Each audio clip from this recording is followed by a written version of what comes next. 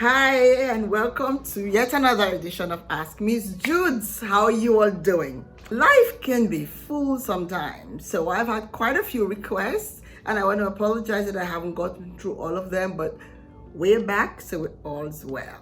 Today, I want to share with you on a response that I got from a group of young people who asked to know how to choose a life partner. Now, when the question was raised, it felt like, that's a bit presumptuous. So I thought I would tweak it more to something like qualities to look for in a life partner. Because I'm not sure about the how to part, because that might mean how you meet the person, where you meet them, and all of that. So I want to focus on qualities to look for in a life partner. So, as you all know, I've been married for just over 26 years, thank God. And I'll be sharing more from my experiences and the experiences of those around me in the hope that it will be a blessing to you or to provide some guidance to what you can apply in your own situations. Especially to the young people who ask for this, shout out to you. I know you know who you are. So here we go. I thought I would just look at a few qualities. It won't be everything at all, but enough to provide guidance. So one of the things I want to start with is you want in your partner a person who has the fear of God. That's how I put it. So why is this important?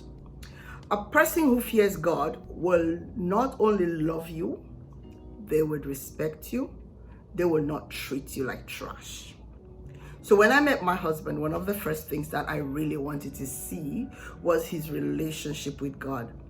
And when I met his oldest brother's wife, one of the things she said to me is that this guy is steady with his God, so chances are he'll be steady with you. And she was not to be proven wrong. I'm grateful for that. Now the reason, and this will be different for different people, so I would say get someone who's grounded in your faith so that you have something in common and you have a reference point. So there's an issue, you can both take it to God and you can sort it out, you're on the same page. And next thing I would like to recommend to you today is that you look for a person of integrity. If you are dating somebody and they say, oh, I'll see you at 2 o'clock, and then probably don't turn up till 4, I would worry. That's a little red flag there, because if their word is not their bond, you're always going to be second guessing yourself. So I would say integrity, a person whose word is their bond will be something that I'll be looking for. The person always provides excuses for their inadequacies. That's a red flag. Why? We're all human beings, so if you make a mistake, you should be able to explain how you got there. But if everything is a mistake, you want your antenna up early enough so you can be sure what you're getting into. I also want to present to you today that respect is a major factor in relationships. And I'm looking at respect from many perspectives, from many angles. So respect for God, respect for self, respect for life, respect for you as a person that they're dating, respect for family as a concept. And this will be your family and their family as well. Respect in such a manner that you know that this person's got your back. They're not going to talk down at you in public. They're not going to rip you apart even when things don't exactly go how you anticipated. Respect is very, very, very important. I'm often known to say to young women especially, if you're dating a guy who talks down at you, I would worry, because if you're just dating and he's already disrespecting you, I'm not sure it gets better after marriage. So open your eyes and be sure you know what you're looking for before the relationships gets too far. Especially since, for me anyway, marriage is a lifetime commitment. So what you know you'll not be able to put up with over time, don't put up with it at the beginning.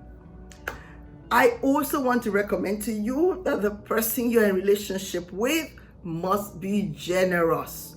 And this will be generosity of spirit, generosity with their time, generosity with their money, generous with their encouragement, so that you are not always kind of, okay, so let me put it differently.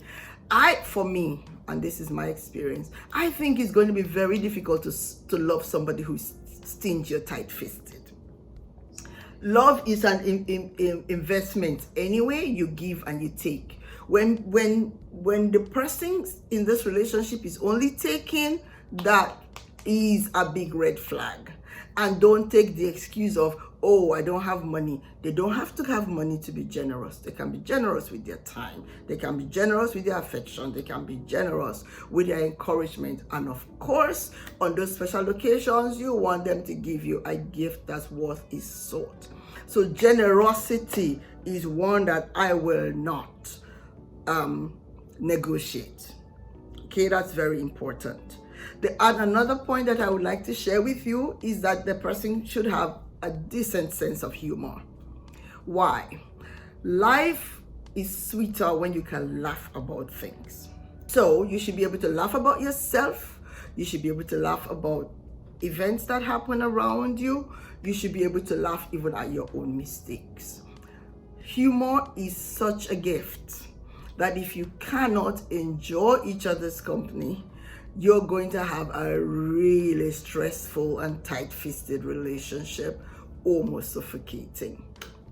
Another point that I want to present for your consideration is that this person must love their family and love you and your family. Why? So for me, marriage is a commitment, is an arrangement between two families. So I'm not just married to my husband. I love him, so I married him, but all of his family become my family, and my family becomes his. So if you're in a relationship where their family tug of war, you're going to find yourself torn between whose side you're going to be on, and it's not a healthy basis on which to build relationships. So I'm just going to say to you, while you're negotiating this relationship with this special other, I'd like you to be on guard, that you look for the person who shares your faith, has the fear of God, and you know that they will not do anything wrong on purpose, because they know they are going to be accountable to a higher being. Another thing that I just want to throw in before this comes to an end is that you have to work on how you resolve conflict. So if one of the parties involved has anger issues, I would dial back and go and get help. So you do not want to take abuse from your partner. You do not want him to excuse his inappropriate behavior by saying, oh, I was angry, I lost it. If there are anger issues, deal with it. Because at the point where you're dating, if you're seeing all of these, I can almost guarantee you that it will get worse when you get married. And as somebody who's been in a really happy, blessed marriage for 26 years, I wish for all of you that what I have experienced in my marriage will be nothing compared to what you will, because you will have all that you need to find the qualities in this other person that is meant for you. As usual, I want you to like, share, and subscribe, and keep the questions coming in. I guarantee you I'll be addressing all the other questions as we go along. Bye. Take good care of yourself, and God bless you. Now, if you don't want to leave your comments in the comment section below, you can just send me an email to askmissjudes@gmail.com. askmissjudes@gmail.com. Looking forward to seeing you real soon. Bye.